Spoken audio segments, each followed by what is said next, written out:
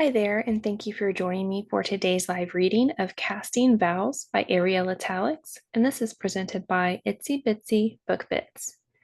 Part 1, Chapter 1. Los Angeles, 1884, the year the rain would not stop. What's going on out there? Nicolo Stark-James asked himself, sitting up and rubbing sleepily at his eyes. The rainfall made a racket, but Nico was sure he had heard a strange thud against his bedroom window. It was around midnight, and the torrential rain had made a mess of the property outside their ranch-style home. The usual mild California weather had suddenly turned nasty, and rain had been falling constantly for 2 solid weeks. The deluge created a muddy quagmire that was nearly impossible to navigate where they lived, but in other parts of Los Angeles, the flood was submerging orchards and carrying houses away. At least 200 houses had been swept away, along with outbuildings and fences, causing hundreds of residents to seek shelter. Nico went to the window and shoved the curtain out of the way. Rain cascaded down the glass, but through the distortion, he could make out the shape of his best friend, hunched over in an odd position, boots sunk deep into the mud just beneath Nico's window. Immediately, Nico raised the pane. He never bothered to lock the window, and snapped at Matty. Why are you waiting out there? Climb on in like you always do. Can't. Need help. Matty's voice was weak and shook with emotion and apparent agony that set Nico's senses on alert. He clutched his belly and wasn't raising his face to look at Nico. Oh no, it happened again. Not wanting to take time for an explanation, Nico asked, Can you give me your hand and let me pull you in? Matty groaned and shook his head stiffly. Then meet me at the front door. Can you make it that far? Matty was swaying. I'll get one of my fathers to help. No, you promised. I don't want more trouble with. At that, Matty puked up something that looked an awful lot like blood and collapsed in a heap, landing in the mud with a splat. Sometimes it's prudent to break a promise, even if it's to your own best friend in the whole world. Matty was as important to Nico as his own family. He loved him, not like a brother. Of course, he loved his brothers, Bay and Warren, as well as his sisters, Undine and Martha, but he loved Matty with a depth of affection he had never tried to analyze. He just knew he had to take care of Matty and had to do it now. Leaving the window open, allowing the rain to soak the curtains and the floor, he dashed out of his room and down the hall. Originally built for 3 married adults, 5 children, 4 of whom were now married and gone, frequent house guests, and a good-sized household staff, the estate was huge, rambling one-story design built in the Mexican-inspired hacienda style popular in the southern part of California. Thick stucco-covered adobe walls made the house cool in the summer. The property was surrounded by a high wall covered with a splendid display of brilliantly hued bougainvillea. The gate was generally left open for their frequent guests who came for a concert or a meal. Nico's 2 fathers, Walter and Isaac, owned half of a successful building firm with their best friends Jasper Langley and Royal Dawson, and they'd learned to adapt their architectural style to suit the area rather than trying to replicate the grand wooden houses they'd built in the north. They'd all been living in San Francisco for several years, but immigrated south when they decided it was time for new challenges and adventures. The move south had been good for them. Originally, they'd made their fortunes as the earliest, hardest working miners in the 1849 California gold rush, then as successful hotel and casino owners, and ultimately as a top notch building company they called Roja Weiss.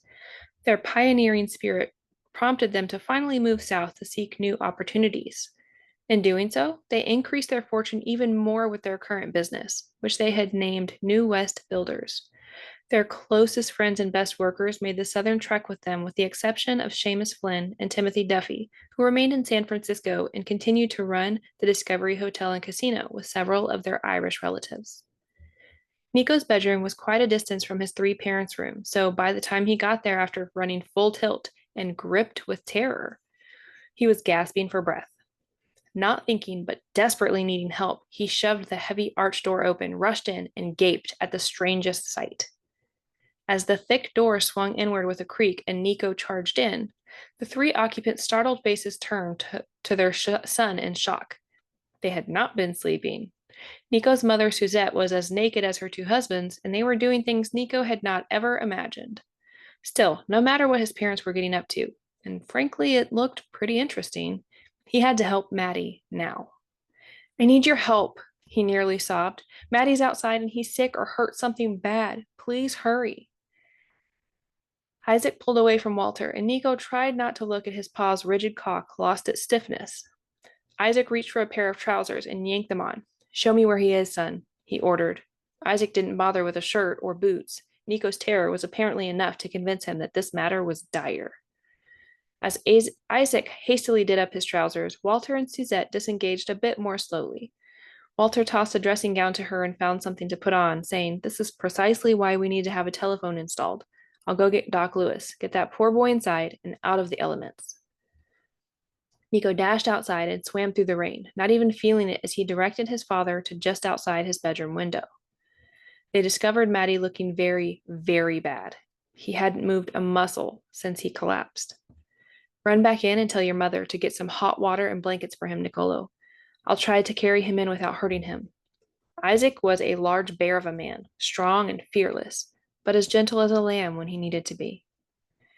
Nico watched nervously as Isaac bent to scoop Matty up into his arms, cradling him to his broad chest, and then Nico tore off again, running as quickly as possible through the slimy mud to fetch his mother. He nearly collided with Walter at the front door. Did Isaac find him, son?" "Yes, sir, Papa. Pa's carrying him in now. Matty isn't moving, though," he added with a hitch in his voice. He was scared to death that Matty wasn't breathing. "I'll be back as soon as I can rouse Doc Lewis. I just have to navigate through this mess somehow. This must be one of those 100-year storms I've read about. Oh, I hope Doc Lewis hasn't been called away somewhere else." Walter was still talking nonstop as he streaked out the door toward the street. He carried an umbrella. Not that it did much good in sideways rain. Before he made it 100 feet, the umbrella blew inside out and flew away to join the downed trees and general detritus caused by the flood. Nico missed most of Walter's ramblings as he ran in to alert his mother. Suzette was already in the kitchen with the cook, and they were heating water and setting out clean rags and towels. Isaac met them with the seemingly lifeless body in his arms, and he carefully lay Matty down on the large work table as Nico turned on the combination gas and electric lights and lit some candles around the room for extra illumination. The women began to remove Matty's filthy boots and sodden clothing. He was streaked with mud and blood and dripping rainwater everywhere. Isaac lay his head on Matty's chest and pronounced, "He has a good, strong heartbeat, Nicolo. Don't worry.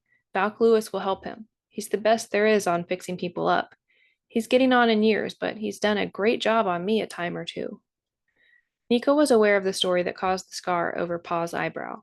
It had faded a lot over the years, but he agreed with his mother that the scar made Isaac look rugged and a little dangerous. Isaac stood back and went about cleaning as much of the mud as he could off of himself.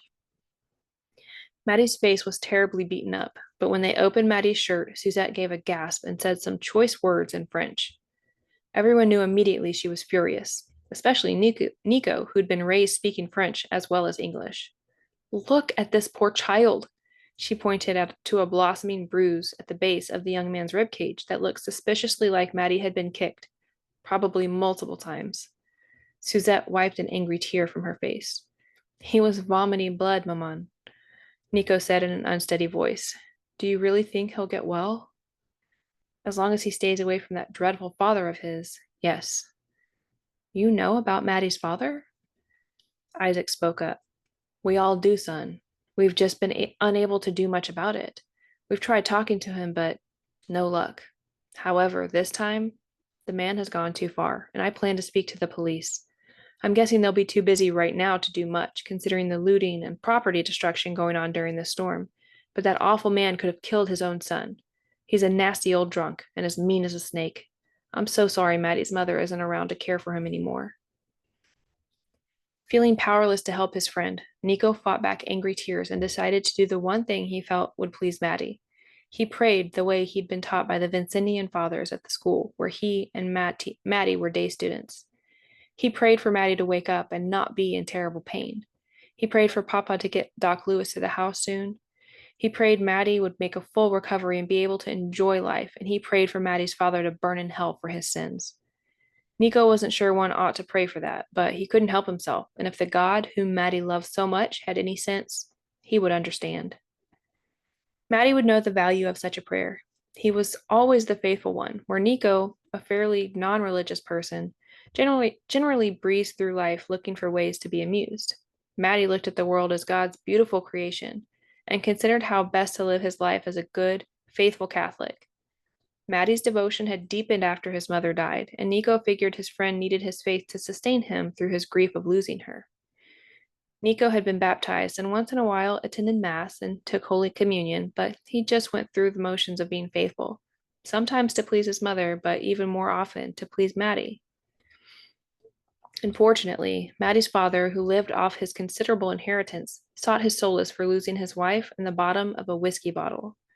His idle lifestyle and drinking turned him cantankerous, and if Matty, his only child, happened to be handy, he became the target of the man's wrath. Usually it was just words, horrible, cutting words, that often included blaming Matty for making his mother sick and causing her to die. It was irrational, but that didn't make it hurt any less. Worse still, when the man's mental anguish got to be too bad, his belligerence turned physical. There was no doubt in Nico's mind that Matty needed to get away from his father before he joined his mother prematurely. But anytime Nico brought it up, tender-hearted Matty shook his head. His father needed him, Matty explained. Matty studied hard at school each day, but when classes were finished, he ran home to see if his father was getting into trouble. The staff he'd had was dwindling, moving off to find better employment with a more reasonable boss. And there was not much Matty could do to get them to stay. So he took to watching his father to make sure the man didn't either drink himself to death or starve. He routinely watered down the liquor bottles and tried to force his father to eat solid food, but he had rather poor luck with both ventures.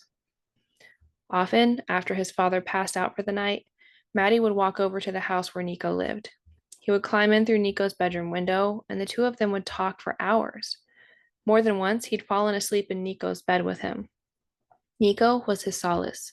Matty adored his friend and often wished he could live there with Nico's unconventional, loving family. But even if they'd invited him, Matty knew he couldn't abandon his sick father. Still, now that school was on a break because of the flood, he'd been spending more time with Nico, and he loved that too. By the time Walter and Doc Lewis made it back to the house, Matty was cleaned up and started to come around.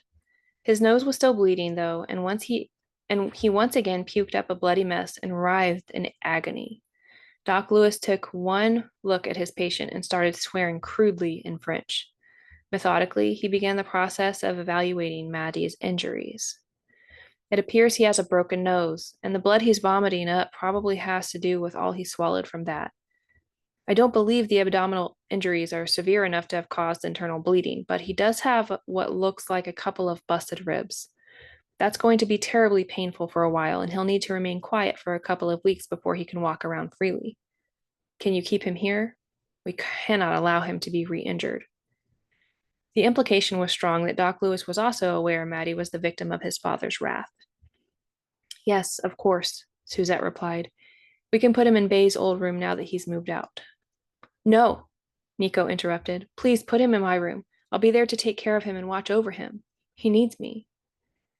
That's fine, Nicolo, Isaac said. He'll be happy to be with you. Looking at Doc Lewis, Nico implored, Please, can you give him something for the pain, sir? Oui, I shall. However, I do not wish to upset his stomach. Each time he retches, it will cause him tremendous pain, so we will need to treat him somewhat conservatively. I will give him something now so he will sleep, and I can set his broken nose. He will probably sleep for a few hours, but you will need to administer this when he wakes and every few hours throughout the next days. He handed Nico a packet, saying, This will diminish the pain. We will only use a small amount for a short time, and then we will switch to this. They had a conversation about how to handle the drugs and how to best help Matty move around eventually.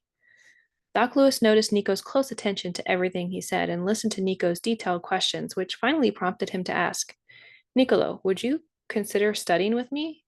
I've been thinking for a while that you may have the makings of a future doctor. You could try medicine out as an apprentice and then enter medical school if the subject suits you. Nico's chin dropped. He was flattered Doc Lewis held him in such high regard. In truth, he'd always been curious about how the body worked, and the few times he'd seen Doc Lewis's office at the clinic, he was fascinated. Yes, sir, he answered somewhat breathlessly. He looked at each of his three parents and saw expressions of pride on their faces. Up to now, Nico had always felt like an oddity in his family. His siblings were considerably older than him, and each of them played a variety of instruments beautifully and with great passion. His pa Isaac and his mother were extraordinary violinists. Their close friend Adeline Dawson Langley was a fabulous pianist who collaborated and taught with them. For some reason, however, Niccolò, inaptly named for Niccolò Paganini, demonstrated no musical talent whatsoever. It was the one thing about himself that made him believe his actual father was Walter, the only other non-musician in the family. He didn't particularly care whether he was the son of Isaac or Walter. They both loved him fiercely, he knew, just as he loved them. But it was lonely for him when his siblings congregated and put on fabulous concerts with his mother and Isaac. They all enjoyed it so much, while he just couldn't find any music within himself. The irony of his namesake was not lost on him, so he always introduced himself as Nico rather than Nicolo, fearing the more formal version of his name might prompt questions he was too embarrassed to address. But now, could it be that he had his own personal calling? He looked at Doc Lewis and said, "Thank you, sir." "How are your marks at school?" the old man asked. "Good, sir, but I can do better, I promise." "You must keep that promise, Nicolo. Learn as much as you can from the good priests. But we shall also see how you care for Matty here, and when he is better, you will come to the clinic and work with me after school, as long as your parents agree, of course. It will not be terribly interesting at first, and a considerable amount of hard work. I also have many books you will want to read, and I can prepare you for medical school this way." "Well," exclaimed Walter as he beamed at his son, "isn't that grand?" Walter was in favor of anything that involved learning in books. "Thank you, Doc Lewis." Nico couldn't help but think tonight had been one of the worst in his life because he'd been tremendously worried about Matty and furious on his behalf for what Mr. Remington had done. Now, as the dawn was breaking, the night turned into something far more promising.